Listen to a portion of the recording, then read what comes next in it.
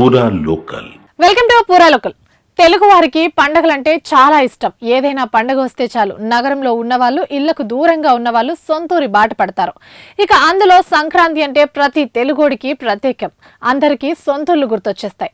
నగరాలు, పట్టణాలు, దేశ విదేశాల్లో చదువుకునేవారు, ఉద్యోగాలు చేసుకునేవారు స్వస్థలాలకు వెళ్తుంటారు. ముఖ్యంగా పండుగ సీజన్లో బస్టాండ్లు, రైల్వే స్టేషన్లు, ఎయిర్పోర్ట్లు ప్రయాణికులతో కిటకిటలాడుతుంటాయి. పండుగకు ఇంటికి వెళ్లాలంటే నెల రోజుల ముందు నుంచే టికెట్లు బుక్ చేసేసుకుంటారు. చివరికి సొంత వాహనాలు ఉన్నవాళ్లు కూడా హైవేల మీద ట్రాఫిక్ నుంచి, టోల్ గేట్ వద్ద వెయిటింగ్ నుంచి తప్పించుకోవడానికి బస్సు, రైలు బుక్ చేసుకుంటుంటారు. ఇలాంటి టైంలోనే ప్రైవేట్ ట్రావెల్స్ ధరలు అమాంతం పెంచేస్తారు.